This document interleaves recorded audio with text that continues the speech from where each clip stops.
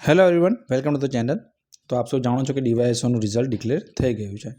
તો હવે જે છે આપણું નેક્સ્ટ સ્ટ્રેટેજી હોઈ શકે આપણી ડીવાયએસઓ મેન્સ માટેની। જીપીએસસીની મેન્સ પણ આવવાની છે અને જો તમે સીસીની તૈયારી કરતા તો એમાં પણ ગ્રુપ એ માટે જે છે મેન્સ ક્યાંક આવી જશે। તો આજે આપણે ડીવાયએસઓ રેન્ક 2 જેમનો હતો તો એમના જે છે આન્સર પરથી આપણે ઓરિજિનલ કોપી છે એના પરથી શીખવાનો ટ્રાય કરીશું કે કઈ રીતે આપણે લખી શકીએ। તો ક્વેશ્ચનને બધું ડિટેલમાં જોઈશું। એ પહેલાં જે છે થોડીક મારી અને મારા ટીમ વિશેની જાણકારી છે એ આપ સ્ક્રીન પર જોઈ શકો છો।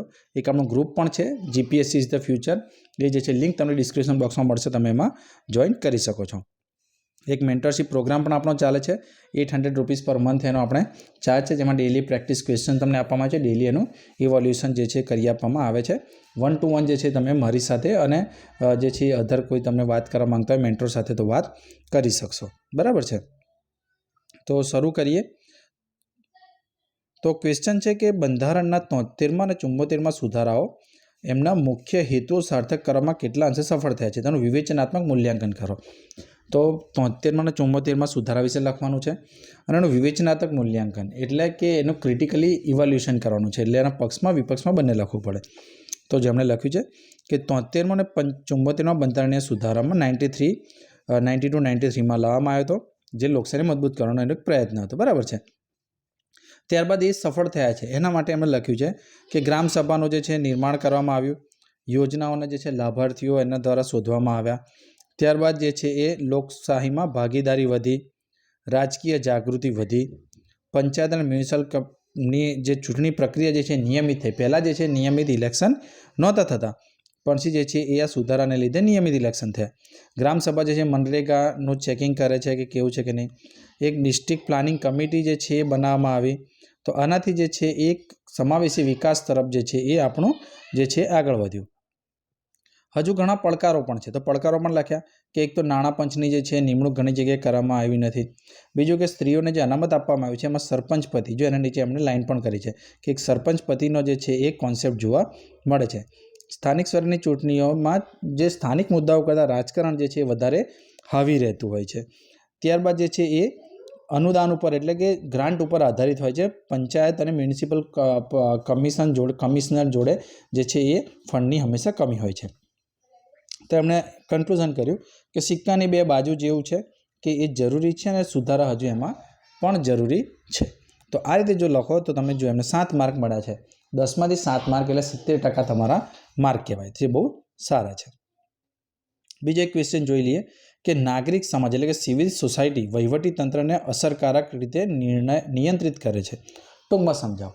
તો તમને આ સોસાયટીનો ક્વેશ્ચન છે, તો એ તમને સિવિલ સોસાયટી એટલે શું એ ખબર હોવી જોઈએ। તો તમને પહેલાં કહી દઉં કે સિવિલ સોસાયટી એટલે અલગ અલગ જે સમૂહ હોય, બરાબર છે, જેમ કે એનજીઓ છે એ સિવિલ સોસાયટીમાં આવે, પછી ધારો કે કોઈ વેપારી મંડળ હોય એ સિવિલ સોસાયટી કહેવાય એક પ્રકારનું, કોઈ સેલ્ફ હેલ્પ ગ્રુપ્સ જે બધા છે એ સિવિલ સોસાયટી કહેવાય।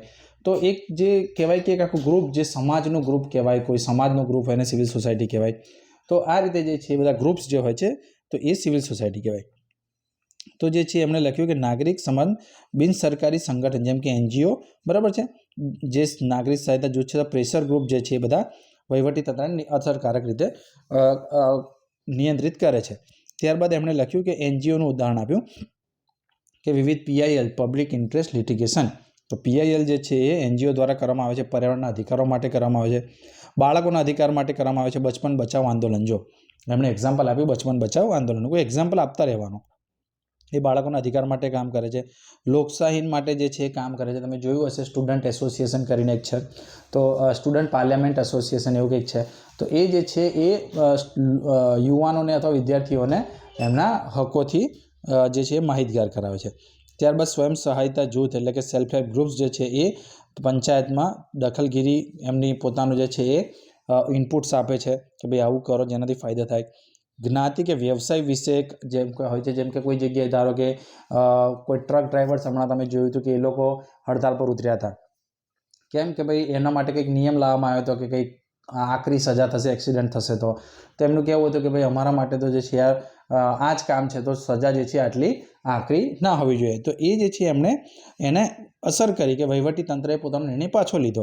તો આ પ્રકારના જે ગ્રુપ્સ હોય છે એ બધા કામ કરતા હોય છે। ખેડૂતો માટે જે છે એ MSPની માંગણી અથવા લોન માફી માટે ઘણી વખત આંદોલન થતા હોય છે. તો આ બધું જે છે એ કહી શકાય કે વહીવટી તંત્રને અસરકારક રીતે નિયંત્રિત કરે છે. તો પૂરેપૂરું એક્ઝામ્પલ આપીને જે છે એમણે આખો લખ્યું. તો એમને જો 4 માર્કનો ક્વેશ્ચન હતો, એમાંથી 3.5 માર્ક એમને મળ્યા છે. તો 4માંથી 3.5 એટલે ઓલમોસ્ટ 90% પ્લસ જે છે એ માર્ક મળ્યા કહેવાય. તો તમે આ રીતે લખો તો તમને પણ જે છે એ યોગ્ય માર્ક મળે. જો તમે આ રીતે પ્રેક્ટિસ કરવા માંગતા હોય તો તમે જોડાઈ શકો છો. જોડાવા માટે તમે ટેલિગ્રામ ગ્રુપ પરથી મારો કોન્ટેક્ટ કરી શકો છો, અથવા @bhargavgovt પણ તમને ટેલિગ્રામ પર મળી જશે. તો ફરી મળીશું. Thank you. જય હિન્દ.